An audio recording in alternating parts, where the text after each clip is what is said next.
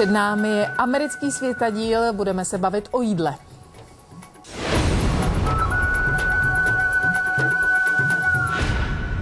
Poznávat americké chutě obrazně na svém talíři můžeme právě teď. Do 4. července totiž se můžete zajít podívat na festival Taste of America, který nabízí výběr z amerických specialit ve 12 restauracích. Našimi hosty teď jsou z restaurace Jáma Max Manson. Vítám vás tady. Dobrý den. A z à la carte Pavel Suchánek. Vítám i vás. Dobrý den. Dobrý den. Tak co si klade za cíl ten gastronomický festival, na kterém můžeme tedy ochutnat Ameriku, co je, řekněme, tím hlavním a důležitým jeho posláním? Tak naším záměrem bylo představit Čechům Ameriku takovou, jaká je, a ukázat jim, že Amerika není jenom hamburger, tak jak si možná většina lidí myslí, ale že tam je mnoho jiných dalších zajímavějších chutí. Maxi, ale proč si právě lidé myslí, že ta americká kuchyně opravdu jsou, jak říkal Pavel Suchánek, hamburgery, že to jsou hotdogy, že to jsou hranolky? Jestli to chceme takhle nebo ne, vizitka americké kuchyni doteď byl asi fast food. Nebudu pojmenovat přesně který, ale přesně po roce 89 už se objevil fast food a ten fast food, který byl nejpopulárnější, prodával hambáči, hamburgery. A si myslím, že to je kvůli tomu, že to začalo brzy, že to se rozšířilo rychle, že všichni de facto tady i v různých jiných státech v Evropě myslí první na hamburger, než na něco jiného. A ne právě hamburger, ale třeba fast food hamburger, který my rozlišíme. A jak se liší, řekněme, americká kuchyně, když se podíváme a budeme chvíli na východě, budeme v Nové Anglii a přejdeme do Kalifornie, tak jaký je ten rozdíl? Tak já jsem Ameriku cestoval běžně, ten rozdíl tam určitě, Amerika je strašně velká země, velice rozmanitá. Tak vy máte možnost to srovnat třeba i s tou kanadskou kuchyní, s tou severní Amerikou, tak... Tam je třeba rozdíl, na východě je to víc o rybách, protože tam byla historicky velice silné zázemí rybářství. Na západě je to víc taková ta zdravá kuchyně, která souvisí s trendem životního stylu.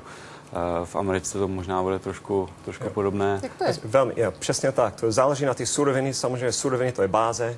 Tak když jsme u moře, takže máme různé ty ryby, různé jiné typy a zároveň to občas je žitno nebo občas kukuřičný, v jihu máme kukuřičný.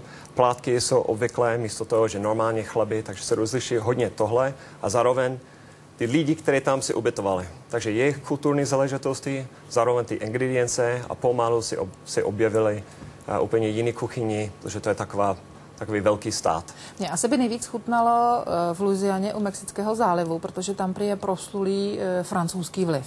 Ano, přesně. To se jmenuje kajonská kuchyň. Cajun. Co tam se vaří? Takže v kajonsky to je asi nejspeciálnější kuchyni v Americe. To je velmi zajímavé. Tam je hodně ryb, hodně krevety. Já myslím, že i máme různé věci v našich jídelákách v tom festivalu, které jsou kajonské jídla. A máte krevety, máte jiný moře, jako jiné věci z moře a velmi pálivý kořeny občas, ale myslím, že po Česku jsme to zjemnili. A zároveň tady máte směs francouzský, mexický a zároveň i jiný chutí, co se týká těch místních surovin. K Americe také patří pochopitelně barbecue. Je barbecue jako barbecue, anebo není? Je tam rozdíl třeba Nashville a Texas? Jak se liší? Čím se liší? V Nashville a Texasu Texas asi bude určitě ostřejší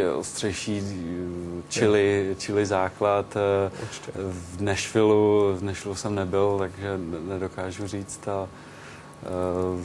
Určitě každý ten stát je jiný a bude používat jiné koření a jiný možná postup i grilování. Někdo to bude předvařovat, někdo to bude přímo grilovat podle toho, jaký má maso. Je lepší to předvařovat?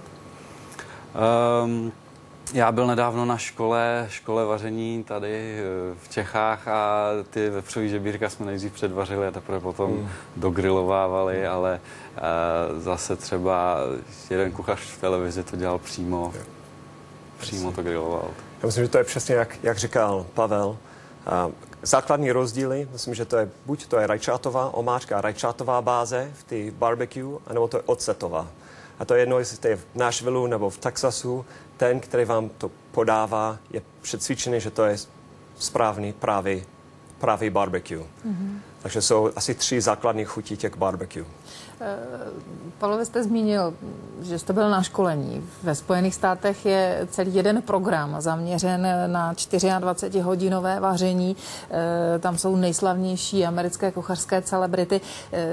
Je to, řekněme, věc, která je pro vás, co by pro profesionály dobrá, že lidé to doma opravdu vyzkouší, chtějí, kultivují v podstatě sami sebe i to, že se učí svým způsobem jinak zpracovávat, uchovávat, nakupovat a potom i servírovat to jídlo. Změnil třeba i ten typ pořadů Američany? Mají větší zájem potom vařit si doma? Jak se na to díváte vy? Určitě. Já jsem žil v Severní Americe od počátku 90. let, kdy tenhle ten trend nabíral teprve na důležitosti a je to určitě důležité, aby i pro restaurace, aby se lidi vzdělávali a pokud sami chtějí se vzdělávat, tak budou lépe schopni oceňovat to, co potom v těch restauracích dostanou na talíř. Přesně, souhlasím, že to je velký plus pro restaurace v tom, že hosti vyhledávají jiný chutí, jiný receptury, mají zájem ochutnat něco nového. My nechceme, aby lidi všichni byli zvyklí na ty stejné věci. My chceme zvěřejnit všechny naše receptury a také chceme, aby lidi měli zájem jako dobrodružství v jídlech. Ono někdy uvařit to jídlo tak, jak by mělo vypadat a mělo chutnat, je opravdu dobrodružství. Američané dali vlastně ještě před vznikem mikrovlnné trouby světu mražená jídla. Jak se díváte na mražená jídla a na polotovary? Jaký je, řekněme, váš názor a jak s nimi vy pracujete? Tak já osobně už je moc nepoužívám, sice mražák máme, ale tam máme akorát led, takže my se snažíme doma vařit z čerstvých surovin, ale můžu si představit, že pro někoho třeba koupit něco čerstvého nemusí být zrovna snadné, dostupné, tak to je alternativa k těm čerstvým surovinám. Myslím, že jo taky. Pro ty restaurace, které máme v festivalu, těch 12 restaurací, neprodávají tolik jídel, kde budou muset použít a šahat na ty mražené zboží. Jsou menší restaurace, kde mají menší výtoč a můžou všichni použít čerstvé suroviny. Já myslím, že když záleží na festival, to není otázka, že někdo by používal mražené suroviny. To je, když lidi spěchají, nemají čas a mají menší rozpočty. 4. července, dokdy festival je, tak to bude Den nezávislosti. Američané ho oslavují, mají pikniky. Co by měl obsahovat takový pravý americký piknik? Co na něm nesmí chybět? To je dobrá otázka. Takže kdybych byl na piknik, jak jsem byl na několik, kdy to byl Den nezávislosti, musí být kuřecí křídla, musí být hamburgery, musí být hot dogy, musí být coleslaw. A coleslaw je náš zelý salát z mrkvy, trošku zakyslý. Takže myslím, tyhle jsou ty základní věci. Pokud někdo bude chtít mít i jako smažený kuřata, takovýhle, tak můžou. A ty základy jsou, jak jsem řekl, a k tomu ohňostroj okolo 11 hodin večer.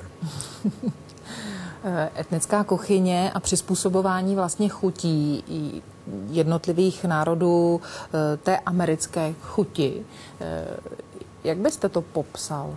Jak je to, řekněme, důležitá věc, která se objevuje, bez které v podstatě už americká kuchyně, anebo jakákoliv kuchyně na světě se neobejde? Jak je i to vyžadováno? Tak já myslím, že když se podíváte na Spojené státy, je to obrovská země, kde žije kolem 300 milionů lidí, takže i jejich kultura a jejich názory se budou šířit po světě rychleji než názory menších zemí. A to je možná proto, proč přebírají i ostatní země jejich kuchyně nebo jejich kulturu částečně. Podle toho, co se komu asi líbí. A co vy máte nejraději na té americké kuchyni? Na americké kuchyni já mám nejraději asi skoro cokoliv z hovězího, protože pokud je použito hovězí ze Spojených států, tak to bude asi jedno z nejlepších z nejlepších hovězích a pak už je jedno, jestli z toho uděláte steak, nebo z toho uděláte špíz, nebo uděláte dobrý hamburger. Souhlas, hovězí z grilu. To nemá chybu. Máme určitě jiný steaky v Čechách, jsme zvykli na roštěnu, jsme zvykli na svíčkovou. V Americe máme různý jiný typy steaků, jsme měli flank, nebo ribeye, nebo hangar. Různý typy, kde spotřebujeme to maso jinak. Ale neříkejte mi, že česká svíčková vám nechutná. Svíčka, moje nejoblíbenější. S knedlíkama, ale domácí, od manželky.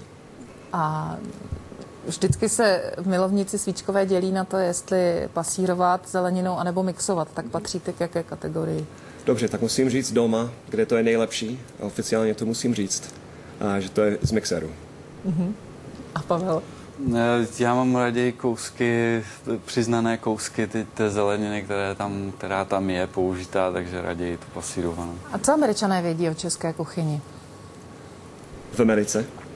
Málo. Máme hodně Čechů v Americe. Já jsem z Chicaga přímo, kde máme hodně Čechů. Čermák například byl naše starosta, významný Čech v Americe. A tam máme i několik českých restaurací, kde když ochutnáte knedlíky, nebo ochutnáte ty omáčky, nebo koláči, vy byste neřekla, že to je český. Nějak, jestli to je naše voda nebo mouka, nevím, ale nechutná přesně, jak to chutná tady. Si myslím, že v Americe my myslíme na českou kuchyň, na ty kremové omáčky a zároveň na klobásy. Co sladkosti? Sladkosti, tak já ulítávám na cheesecakeu, to je asi moje slabost. Moje manželka si ho dává skoro všude, kam jdeme, kde ho mají. A to je asi to, co já budu preferovat vždycky.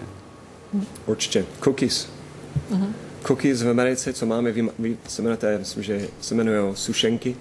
Sládky, kde jsou kusy čokolády, nebo tam je arašidové maslo, nebo kde je a nebo dýňové koláče. Oatmeal. A nebo dýňové koláče. A nebo dýňové koláče. No, minimálně jednou ročně na den díku vzdání. To je základní dezert, musíme mít dýňový koláč. Já vám moc děkuju za to, že jste si udělali čas pro naše vysílání a věřím, že teď někteří Češi přehodnotí svůj vztah k americké kuchyni. Mění se to? Určitě změní. Dřív to byli lidi, chodili do restaurace a nevěděli, z čeho se vybrat. A teď on vědí, když chtějí pálivý křídla, vědí, jak budou pálit. Tak díky moc a zase někdy na viděnou. Děkujeme. Naschledanou.